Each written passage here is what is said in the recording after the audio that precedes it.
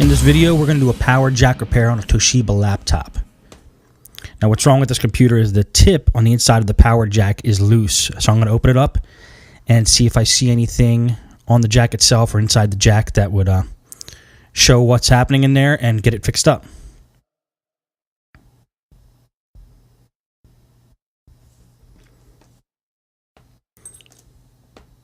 First thing I like to do is get a piece of foam so when I turn the computer over, it doesn't scratch the surface of the computer. And then second thing, actually, you take the battery out. And then I like to start taking components out of the machine because I know I'm going to have to get down to motherboard level. So I'm going to take the memory out, hard drive, anything that's attached to the motherboard that's going to stop me from getting the whole computer apart.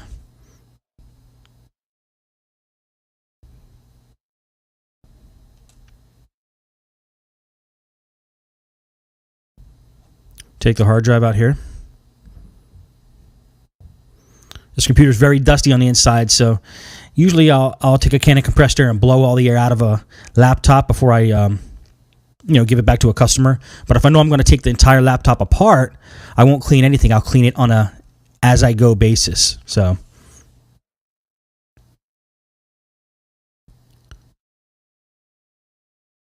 most machines, the sequence I like to do it is to get that front top plate off. This allows me to get access to the keyboard and the screen, which are two things I like to take off next. So I'm just inspecting this top plate. A lot of times these top plates, in other words, that plate above the keyboard, a lot of times it's screwed in from the bottom of the machine. So if there are screws on the underside, you want to get them off first. Now I'm trying to pull this off. There's a lot of pressure keeping it on. So I suspect that there's screws holding it in from the bottom.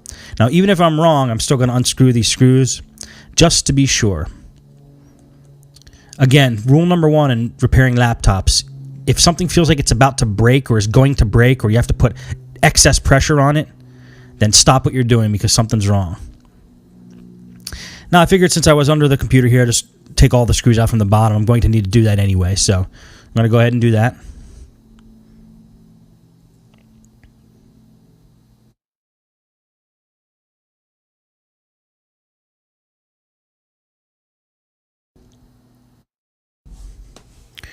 If anybody's wondering why this video is a little different than the other videos as far as me narrating it, I'm not speaking in it in real time. This is a dub over on the narration. I did this live at the shop during work hours, so I didn't have time to close everything up and make sure there was no distractions. You might see my dad walking around in the background over there. Okay, pulled the CD drive out there. I'm just going to go ahead and unscrew all the screws from the bottom, every screw that I see. Now, I'm kind of not being very careful where I'm putting the screws as I take them out, because on Toshiba laptops, there are labels next to every screw hole. It tells you exactly what screw goes in each hole. So you can kind of put them all into a big pile and then put all the correct screws in at the end.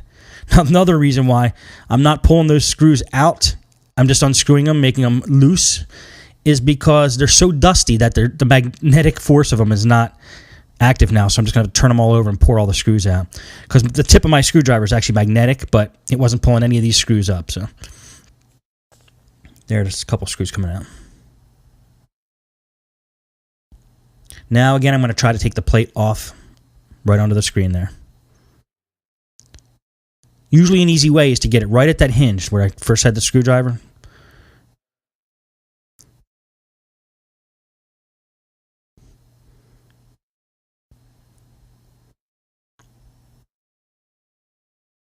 Now just keep finessing it till you find out where you actually are able to pull it off. You don't want to force anything. The plastic breaks real easy. So just take your time and find out where the plate is going to come up the easiest.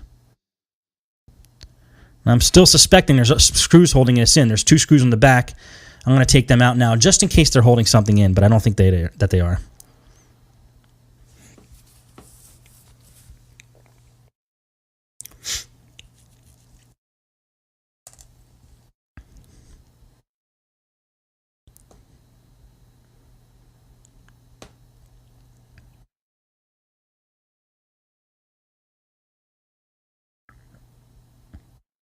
Now, sometimes that plate is held in from the bottom with plastic clips. So if you see any clips on the bottom, you can try to pry them off from the bottom. But in this case, still no luck. So there's no screws holding it in now. There's got to be a way to just pull it off. So there we go. And it came off real easy after that. Or fairly easy. You might be able to see all the dust in that computer. It's pretty bad. Take the 2 screws off that are holding the keyboard on. They're usually tinier screws. And then the ribbon cable's fastened in there. You just got to pull the little bracket off and take the ribbon cable out. Next thing I'm doing is taking off the screen. Now you'll notice the 2 wires, not where my hands are, but on the other side of the screen there, over there. 2 black and white wire going to the wireless card. Probably would have been a better idea if I took those wires off of the wireless card before I unscrewed the screen. This way I don't have to do a balancing act with the screen as I'm taking those wires off. But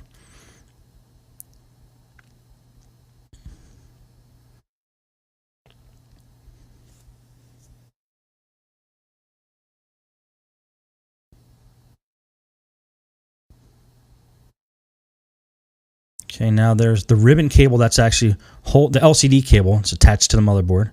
Pulling that off. And then the 2 antennas, which actually come off the wireless card, they go to the top of the screen through the bottom all the way to up the side and up to the top. And now the screen is free to come off. And I put that off in a safe place on the side where I'm not going to bang it. Nothing's going to happen to it. Now I just have the top and bottom plate to take off before I get to the motherboard. And the wireless card, which I'm pulling out right now.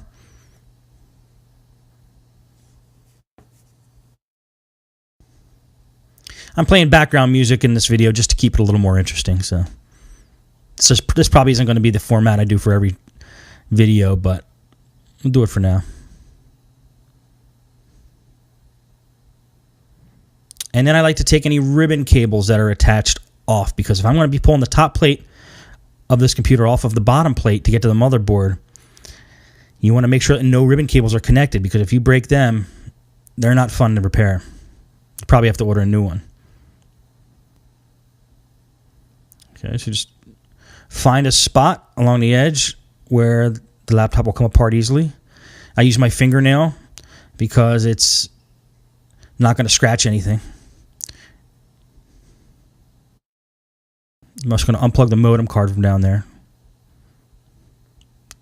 just in case that causes a problem. And I'm just going to keep searching for the easiest corner to get apart and then go from there, kind of like how we did the plate under the key or above the keyboard under the screen.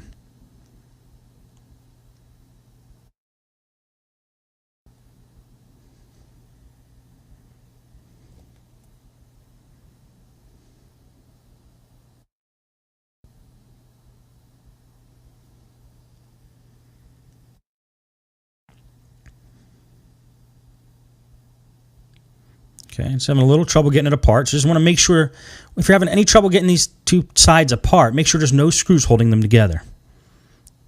And once you're doubly sure of that, then you can start putting a little more pressure, but not enough where you think you're going to break something. Just enough to get the job done.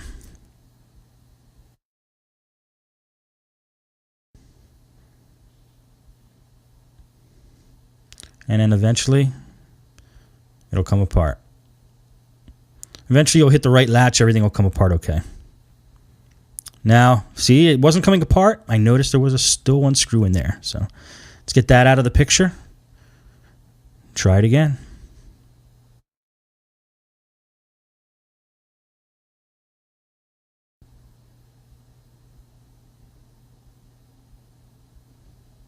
And there's the other culprit.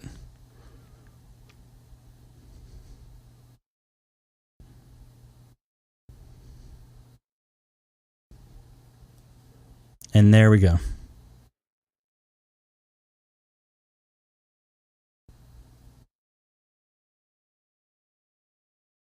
Just be careful with those ribbon cables that they don't break. Now we have a very dusty motherboard here. First thing I'm going to do is take it outside, blow it off with some compressed air. I'll be right back.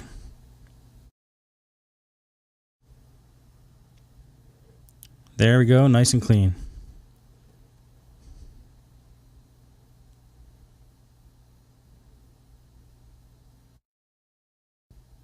I'm also going to take a paintbrush here and just get any of the residual dust off.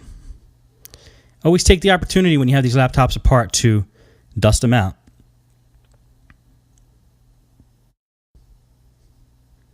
I'm actually going to take the wet dry vac I have in the back there, turn it on blow, set it on to blow, and then just really give it a good blast with some air. Make sure all the dust is out of there. I like to work with clean materials, clean laptops. It's always more satisfying to get your hands all dirty and putting it all back together in the same state you took it apart.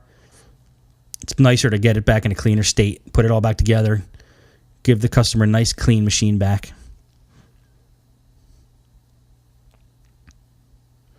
I use like a $25 Stinger wet dry vac from Home Depot. Works just fine. Been using it in the shop for, over a year now. Replace the bag every couple months. Thing's good as new. So it's a great little device.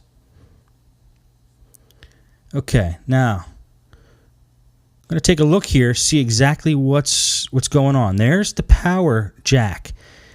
I like working with these power jacks that are connected to the motherboard by wires. So there shouldn't be too much wrong with this one. We're going to take a look at it. Not really too much that could go wrong when there's two wires just sitting there right at the jack. But in this case, and I'll show you the camera a close-up of it, the pin is not really making a connection with the back contact on that jack. I'm just making sure that if I spin the pin inside that jack, just making sure that my diagnosis is correct and that the pin is just not making a real good connection.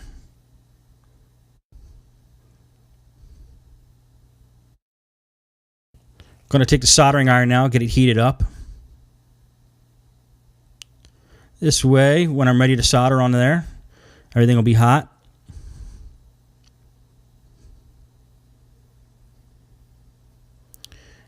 Okay, there's the jack and the tip. And it's not really in focus, but the tip goes all the way through to the end, to the back of the jack. And you can't really see it, but I'm going to basically take some solder, put it on right in the middle there, that circle in the middle, and solder it to another point of contact that I know is going into the motherboard.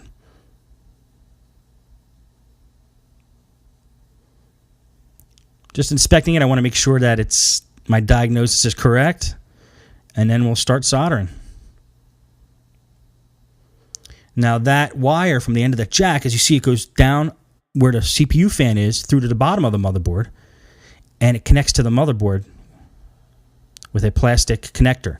Just want to make sure that connector's tight. That's what I did with the screwdriver just there. That connector's tight on the motherboard. So the only place it could possibly be a problem is at the end of the jack, right at that circle on the tip of the jack.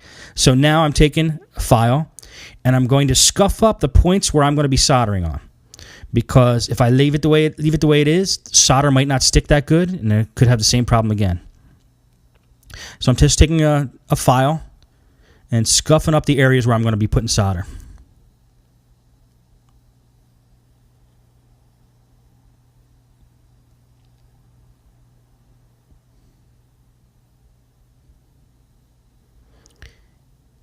And then when I'm done that, I'm going to show you the points I'm going to solder. And then I'll show you a close-up on the camera of what's going on. Just scuffing up that circle in the middle of the tip there. And a spot right to the edge of the tip where I'm going to be taking a piece of wire and soldering to.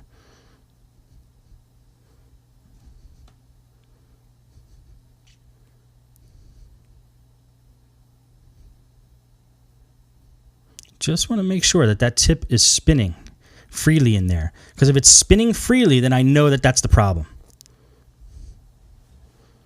It seems a bit odd, actually, that tip's not making a connector with the back of that jack, but, things build up in the laptop there, dust, and the metal gets a film of something on it, and it causes it to not make a connection. So I'm just going to make a hard solder point right to it.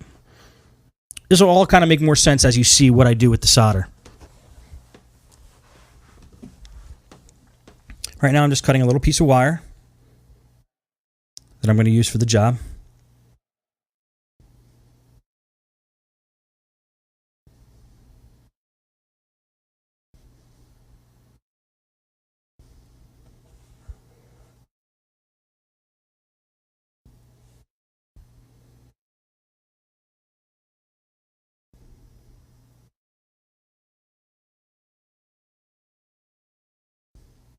Going to get my helping hand. Used to be helping hands, but one of the alligator clips fell off. Helping hands are an extra set of hands, basically, that you can put stuff on while you're working with solder and wire. For some reason, this camera doesn't want to focus. I'm sorry about that.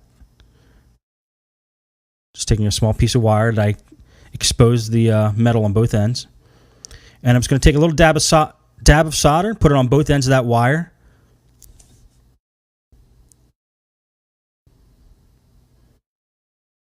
There's a radio stack solder I use.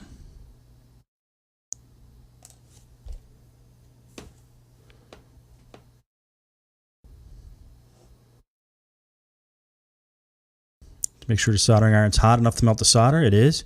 So I'm just going to melt some solder on the two ends of that wire.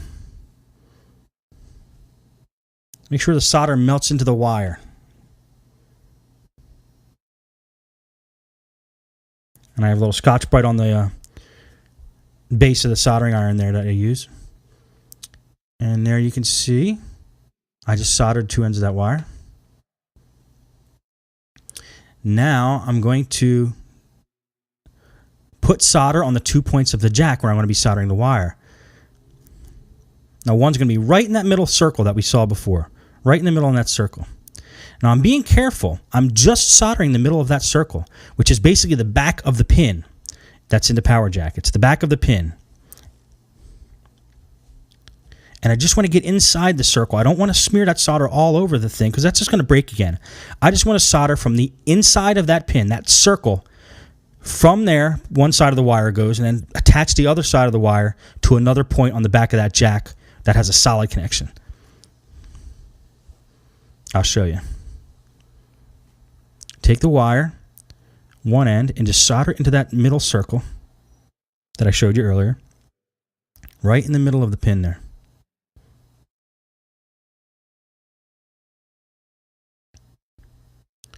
Okay, I want to put a little more solder there because it wasn't enough to actually make a good connection. Then I'm going to take that wire, mount it right in there, and I'll show you a close-up of the camera when I'm done.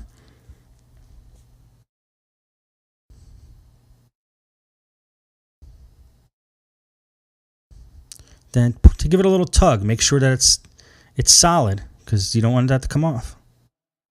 And that wire, was it solid? Yes, it was. And so you'll see I just soldered in the middle circle there.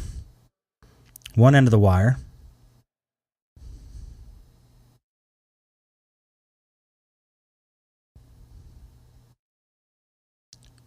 And I'm soldering the other end of that wire to another point on the back of that jack. I'll show you in a second.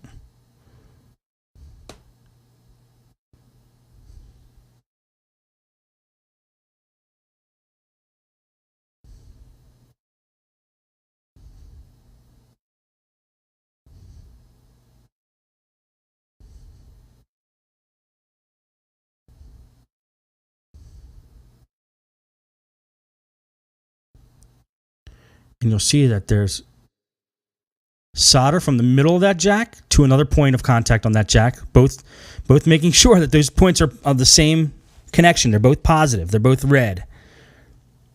We don't even have to mess with the ground connection, just the red connection. So basically what I did was I soldered from the end of the pin, that's on the inside of that jack, I soldered from the end of that pin to a solid point on that jack. So I know it's making a connection now. There's no looseness. It's solid. Plus, you have the flexibility of that wire. So you could actually bend that pin around in the middle of the jack, and because it's a wire holding it together, you have some flexibility. It's not brittle, so it's not going to break as easy. Now it's just basically time to put everything back together.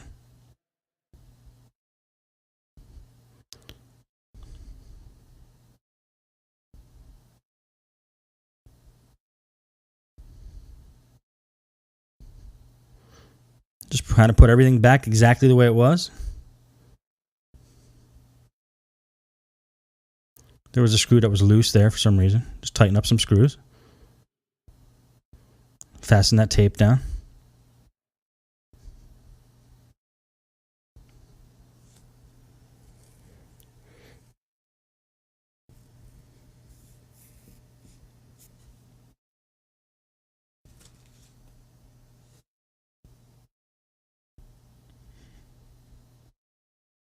Going to put a piece of electrical tape over the work that we just did.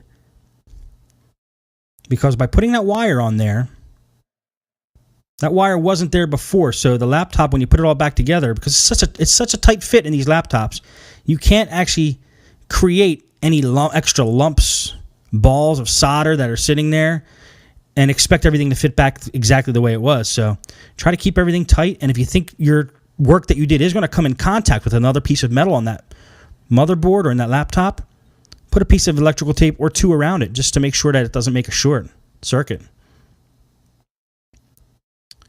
Now, I'm just testing the continuity, of that jack. I'm taking, you can't really see it in the camera view, I'm taking one lead of the voltmeter, putting into the middle of that jack at the tip, and making sure that it's reaching the end of the motherboard. See, I'm touching the tip there.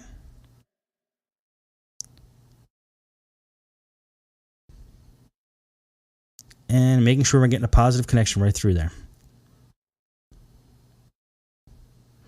That way I was actually testing a ground connection there, making sure the ground is connected and making sure that tip in the middle of that jack is going to the motherboard and not touching any ground points. Just want to make sure there's no short circuits. You couldn't hear it, but voltmeters have a beep, and it'll beep when you're making a contact. So if you're touching the positive to negative, you shouldn't hear any beeps. If you hear any beeps, that's going to be a short circuit. So now I'm going to clean off the top of this plate while I have it out. Going to use the wet dry vac back there again. Blow it off.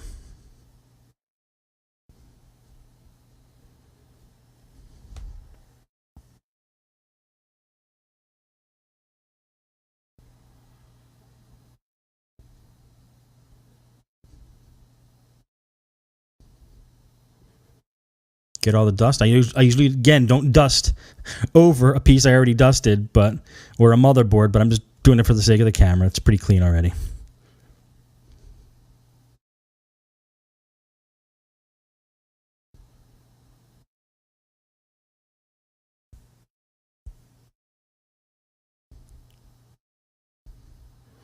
Then make sure when that top plate goes on, make sure it fits properly over the work that you just did. You don't want it ripping apart the work that you just did. See how it's a tight fit there. You just want to make sure there's nothing really rubbing up against the work you did.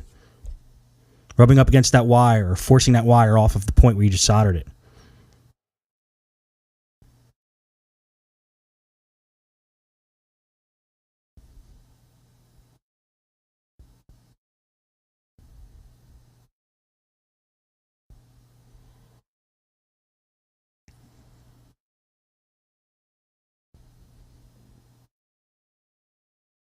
Just want to make sure everything fits. There it goes. Nice tight fit.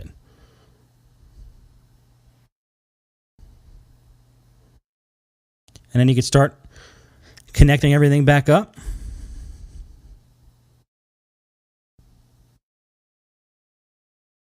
Making sure everything's snapping together properly. Nothing's out of place.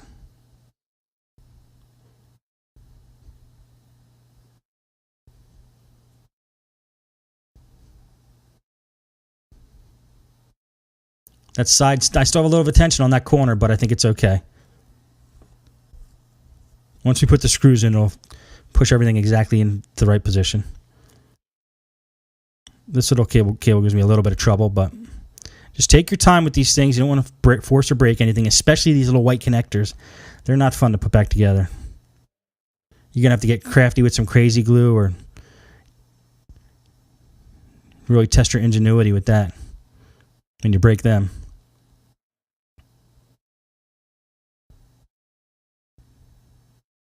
Okay, that's that one. It's that one. You don't even necessarily have to know what these do. Just put them back in the spots that you got them from. And tuck everything in. Attach all ribbon cables. This is a ribbon cable that has a little mini ribbon cable under it, so that's fun to put back together. One thing you don't want to do with these ribbon cables is bend them at like a sharp 90-degree angle. They will break. They may not look broken on the outside, but remember, there's strips of metal on the inside of those ribbon cables, and if you bend them, metal breaks when you bend it. It snaps. And they're not fun to put back together.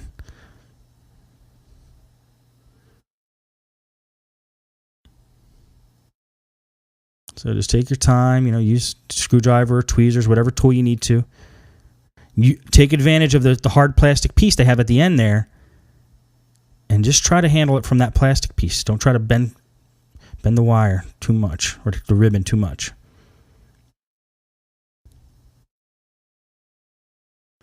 Use your fingernails, use whatever you can. This one's giving me trouble, but I'll get it in.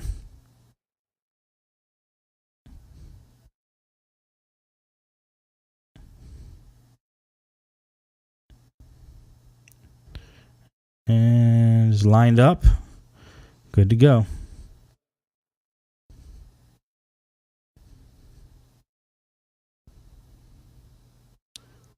And we have one more over there.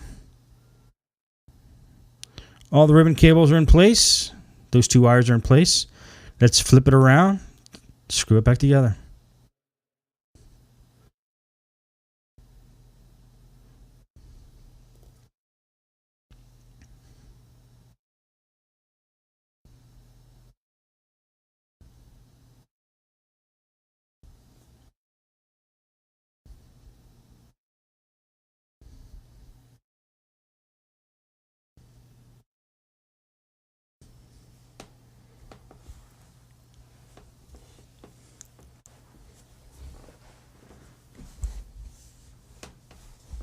There's my pile of screws, which isn't really a problem because, like I said, on Toshiba's, they'll label their screw holes. So you have like F6, F3, F5, where those numbers, I believe, stand for millimeters.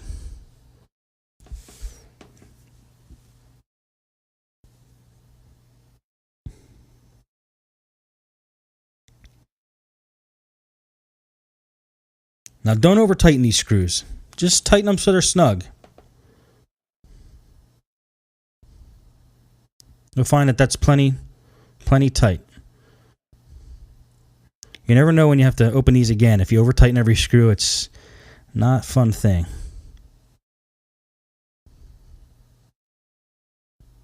And definitely get a screwdriver that has a magnetized tip.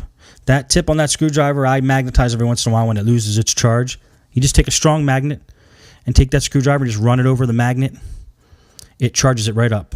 Or get a lodestone, which we recently have in the shop. I haven't used it yet, but you could use that as well.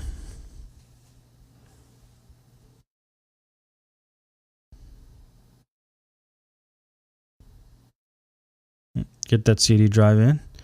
It should fit in flush, and you should see, looking down at that hole on the top of the computer, you should see the screw hole that you have to screw into. If you don't, just make sure nothing's obstructing it, which I think something is right now. Inspect it. It's a little out of view, but I'm just basically making sure there's nothing obstructing the CD hole, the CD drive slot.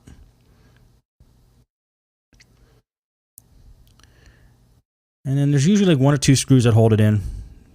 Screw right in from the bottom, they hold the CD drive in. This one only has one screw holding it in. That's all it really needs.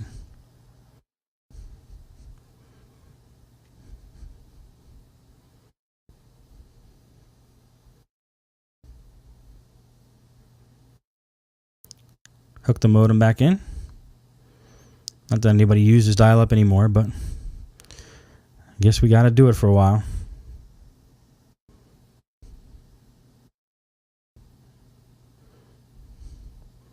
We can start putting the plates, or getting the dust out of there, if there's any residual dust, and start putting the plates and the memory back on.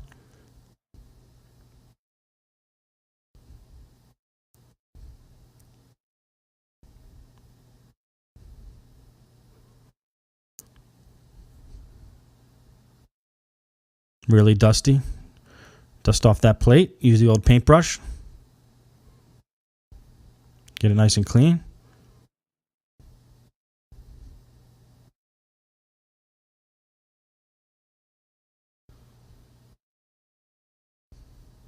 Just making sure there was no screws I missed before I put this plate on. Sometimes there's screws under these plates, and if you put the plate on, you got to unscrew it all again if you find out you're missing a screw. Not in this case. Gonna get the hard drive back in there, dust it off first. This hard drive was extra dusty, so I'm going to take a can of compressed air and just blast it a little bit. Make sure all the dust is out of that hard drive. There it is.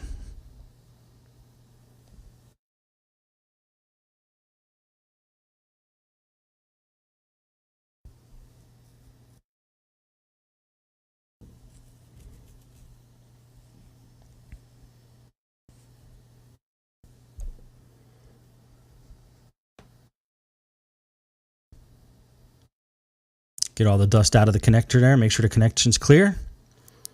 Since you have it apart, you might as well do these things. It only takes a second.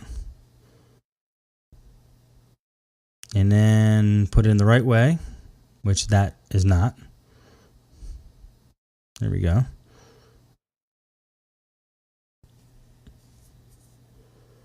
And then you'll see on the underside of that plate, that is this. There's a piece of plastic that holds the hard drive in place. So with that one screw, you just hold everything in place.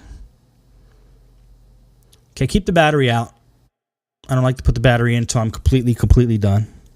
Let's throw the screen on now.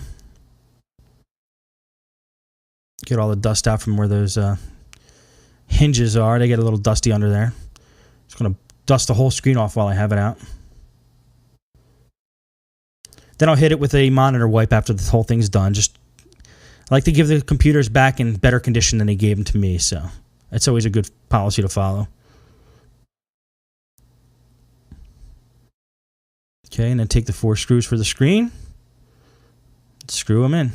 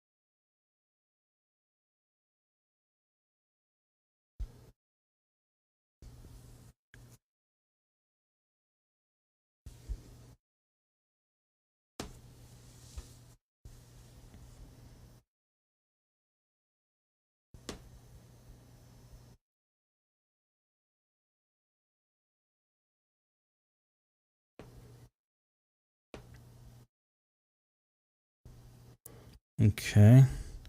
Now you want to make sure you get the LCD connector in. Now be careful. Those LCD connections have about 30 cables, 30 small wires coming out of them. So just make sure you're a little careful when you do that. Make sure it fits in properly. You don't want to push that connector into the slot the wrong way because there's about 30 pins that you could bend. So just make sure. Put pressure on both sides evenly. And then reroute the wireless cable. Antenna, actually.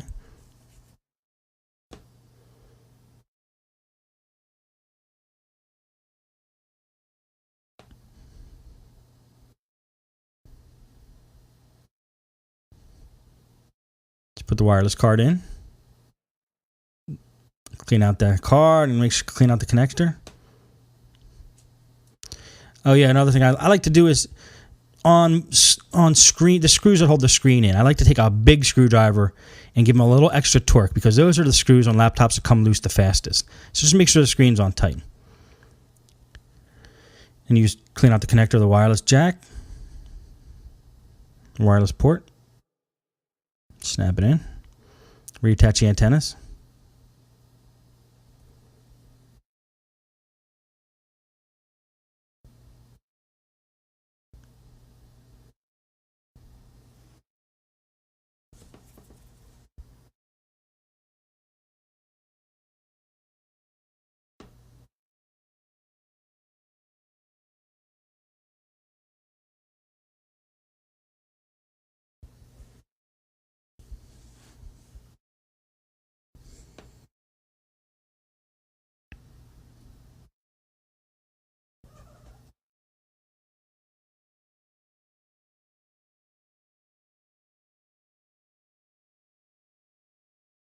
Okay, now we got that in there.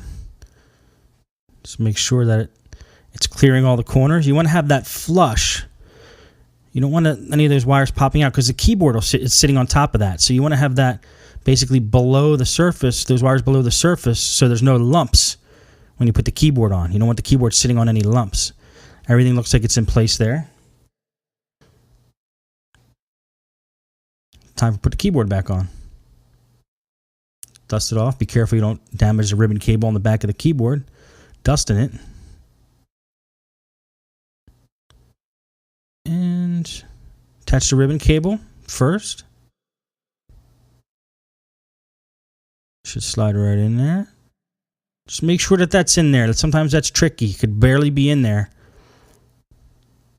Like there. I wasn't 100% sure it was in, so just pull it out and reattach it. Make sure it's in there 100%.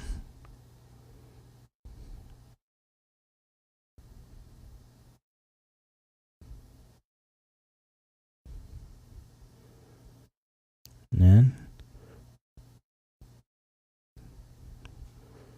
screw the keyboard back in.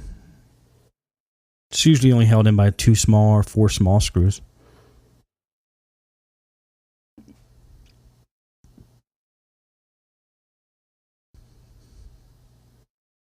Put the plate back on. This plate is, I've talked about it before, this plate is the key. A lot of people who try to take apart laptops don't know that that plate has to come off to get the keyboard and the screen off. It's the key to getting the whole thing apart. Make sure it's all snapped back in the way it was. There's those 2 screws in the back we're going to put in.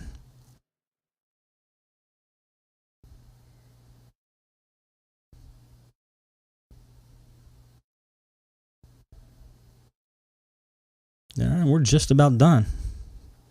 Roughly 40 minutes to do this repair. Okay. Let's hook that power adapter in. Power it up. It would have been wise, I've said this before, it would have been wise to test this computer before we put it entirely back together, but I was fairly certain that I knew what was wrong with it, so that repair we did now makes it so you could jiggle that adapter in the power jack. You see my hand there, it's jiggling it just to test it, and the computer's not going off. So you could jiggle the actual adapter in the power jack. You could jiggle it in there, and you're not going to lose any connection. So we know it's pretty solid in there. And since we used a wire, since we used that flexible wire, it's going to last forever. So that's how you do a power jack repair on a Toshiba laptop.